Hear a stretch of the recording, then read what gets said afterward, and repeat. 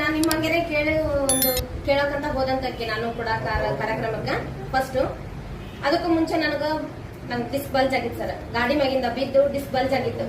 ಅದು ನಾನು ಬೇರೆ ಕಡೆ ಎಲ್ಲ ತೋರಿಸಿದಾಗ ಪಂಚಕರ್ಮ ಮಾಡಿಸ್ಕೊಂಡಿದ್ದೀನಿ, ಫಿಸಿಯೋಥೆರಪಿ ಮಾಡಿಸ್ಕೊಂಡಿದ್ದೀನಿ. ಪ್ರತಿಯೊಂದು ಏನ್ ಮಾಡಿಸ್ಕೊಂಡ್ರು ಕೂಡ ನನ್ಗೆ ಹುಷಾರಾಗ್ಲಿಲ್ಲ. ಇಲ್ಲೇ ಖುಷಿ ಹಾಸ್ಪಿಟಲ್ ಹೋಗಿ ತೋರಿಸ್ಕೊಂಡಾಗ ಅವರು ಸ್ಕ್ಯಾನಿಂಗ್ ಮಾಡಿಸಿ ಮೇಡಮ್ ಏನಾಗುತ್ತೆ ನೋಡ ಅಂದ್ರೆ ಆದ್ರೂ ಮಾಡಿದ್ ನೋಡಿದ್ವಿ. ಅವರು ಆಪರೇಷನ್ ಹೇಳಿದ್ರು, 3 ಲಕ್ಷ ರೂಪಾಯಿ ಕೇಳಿದ್ರು. ಸುಚ್ಚರಾಯ್ ಹಾಸ್ಪಿಟಲ್ ಹೋಗಿದ್ದೆ ನಾನು ಹುಬ್ಳಿಗೆ. ಅಲ್ಲಿ ಕೇಳಿದಾಗ ಅವ್ರು ಏನ್ ಹೇಳಿದ್ರು, ಆಪರೇಷನ್ ಆಗ್ಲೇಬೇಕು ಮೇಡಮ್ ಅಂತ. ಆಪರೇಷನ್ ಆದ್ರೂ ಕೂಡ ಎದ್ದೇಳ್ತೀನಿ ಅನ್ನೋ ನಂಬಿಕೆ ನನಗಿರ್ಲಿಲ್ಲ. ಅದಕ್ಕೆ ನಾನು ಈ ತರ ಬೇಡ, ಏನಾದ್ರೂ ಒಂದು ಸಿಕ್ಕರೆ ಚೆನ್ನಾಗಿರುತ್ತಾ ಅಂತ ನಾವು ಬೇರೆ ಬೇರೆ ಸರ್ಚ್ ಮಾಡ್ತಾ ಇರುವಾಗ ನನಗೆ ಸರ್ ಒಂದ್ಸರಿ ಇದನ್ನ ಯೂಸ್ ಮಾಡಿ ಮೇಡಮ್ ಗೊತ್ತಾಗುತ್ತೆ ನಿಮ್ಗ ಅಂದ್ರು. ನಾನ್ ನಂಬ್ಲಿಲ್ಲ ಅವಾಗ. ಯಾಕಂದ್ರೆ ಎಷ್ಟೆಷ್ಟೋ ಖರ್ಚು ಮಾಡಿ ದುಡ್ಡು ಹಾಕೊಂಡಿದೀವಿ, ಅದ್ರಾಗ ಏನು ಆರಾಮಾಗ್ತಾ ಇಲ್ಲ.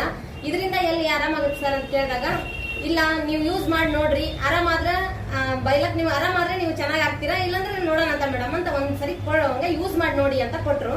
ಯೂಸ್ ಮಾಡಿ ಸರ್ 1 ತಿಂಗಳು 20 ದಿವಸದಲ್ಲಿ ನಾನು ಆರಾಮಾಗಿದ್ದೀನಿ. ಯಾವುದೇ ಔಷಧ ತಗೊಂಡಿಲ್ಲ, ಯಾವುದೇ ಗುಳಿಗೆ ತಗೊಂಡಿಲ್ಲ, ಏನಿಲ್ಲ ಸರ್. ಬರೀ ಬೆಡ್ ಮೇಲೆ ಮಲ್ಗೋದ್ರಿಂದ ಮತ್ತೆ ನೀರು ಕುಡಿಯೋದ್ರಿಂದ ನಾನು ಆರೋಗ್ಯವಾಗಿದ್ದೀನಿ.